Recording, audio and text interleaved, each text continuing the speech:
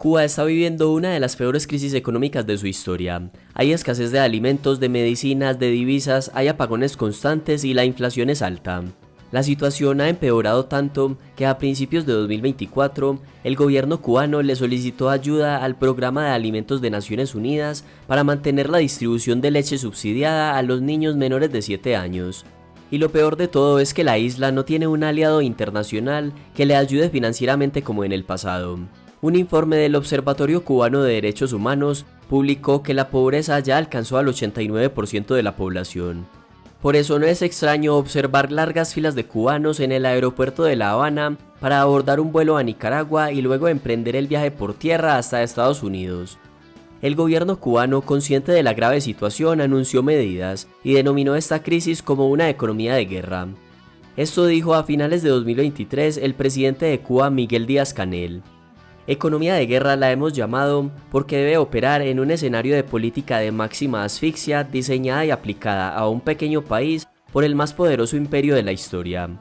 Con esto, el gobierno cubano quiere seguir culpando a las sanciones de Estados Unidos en lugar de las políticas socialistas que han llevado al país a la miseria. Este panorama ha provocado una fiebre colectiva por huir del país.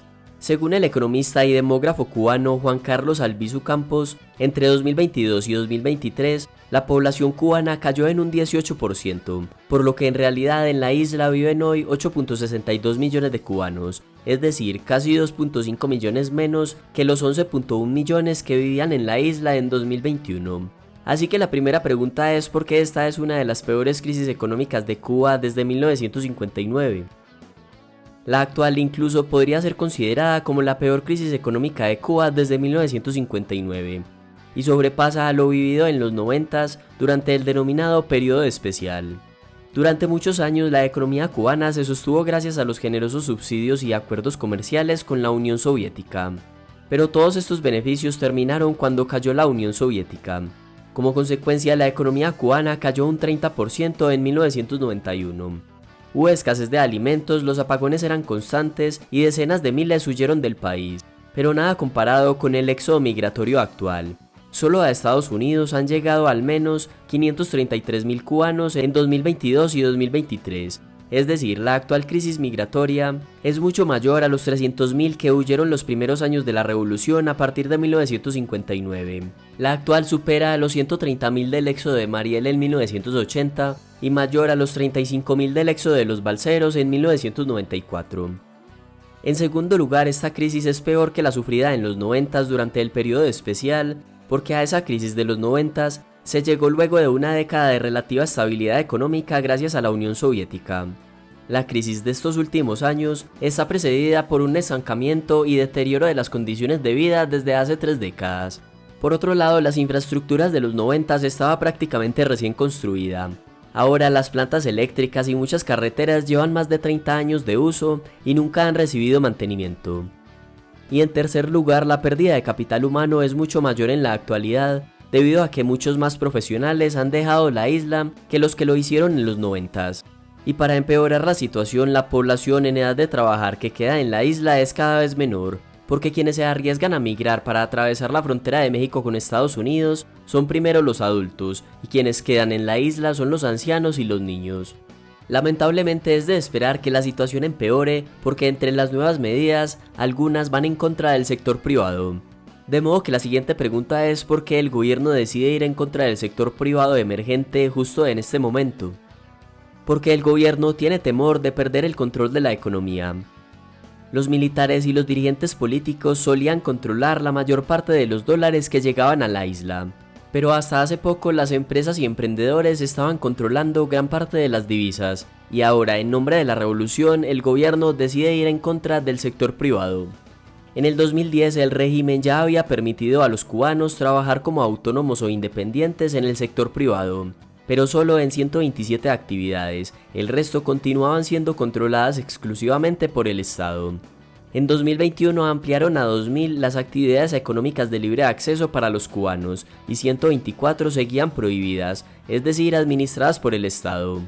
Ya en 2024 estas pequeñas y medianas empresas que comenzaron a surgir se habían convertido en vitales importadores de alimentos y otros bienes esenciales, llenando el vacío dejado por el gobierno que no era capaz de satisfacer la producción y comercialización de la mayoría de productos. Llegó al punto de que, según cifras oficiales, las empresas privadas importaron bienes por $1.300 millones en 2023, y según las mismas cifras oficiales, el sector privado ya conformaba el 20% de la economía cubana. Entonces, al ver el rápido crecimiento del sector privado, el gobierno cubano ya no está recibiendo tantos dólares como antes, y por eso acusa a las empresas de evadir impuestos y cobrar precios injustos. Como consecuencia, el gobierno cubano impondrá control de precios a algunos productos que venden las pymes, como el pollo, el aceite, la leche en polvo, la pasta y el detergente. De hecho, a principios de 2024, el gobierno comenzó a castigar a empresas privadas e incluso arrestó a algunos de sus dueños, supuestamente por corrupción, evasión fiscal y especulación de precios. Pero estas medidas de control de precios y multas lo único que provocan es escasez de bienes, contrabando, mercado informal y desincentivos para el sector privado, que se estaba convirtiendo en un salvavidas para muchas familias cubanas. Con estas nuevas restricciones queda claro que el régimen cubano le teme a un sector privado grande y autónomo. Con estas nuevas medidas se alejan más de la transición que hicieron otros países con economías socialistas como China y Vietnam, países con modelos aún con restricciones de libertades civiles, pero con economías más libres. Durante la guerra de Vietnam se enfrentaron dos bandos, los del norte del país, que eran comunistas, contra los del sur de Vietnam, que eran capitalistas. En 1976 los del norte ganaron, y el país se reunificó bajo el comunismo. Y al mejor estilo de la Unión Soviética se crearon planes quinquenales, con los cuales se buscaba fijar los precios, colectivizar la agricultura y nacionalizar las industrias. Esto pasó también en Cuba cuando Fidel Castro nacionalizó toda la economía, desde las tiendas y el producido de los vendedores ambulantes hasta los bancos y la industria azucarera. El Estado cubano también fijaba los precios y determinaba cuánto y qué debían producir las industrias. Pero a diferencia de Cuba, en Vietnam se dieron cuenta al poco tiempo que una economía centralizada y comunista no funcionaba.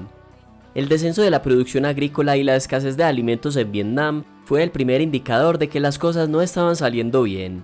Así que en 1986 el Partido Comunista Vietnamita llevó a cabo unas reformas conocidas como Doi Moi, las cuales fomentaron la industria privada, reconocieron los derechos privados sobre las tierras y abolieron la agricultura colectiva. A partir de ese momento, los agricultores fueron libres de fijar sus precios y de quedarse con las ganancias de su trabajo. Antes de las reformas con las granjas colectivas, los agricultores estaban obligados a suministrar una gran parte de su producción a las cooperativas estatales, así que no había incentivos para ser productivos. Pero con la liberalización, la producción agrícola mejoró tanto que Vietnam se convirtió en 1999 en el tercer mayor exportador mundial de arroz. Pero los cambios no solo se dieron en el sector agrícola.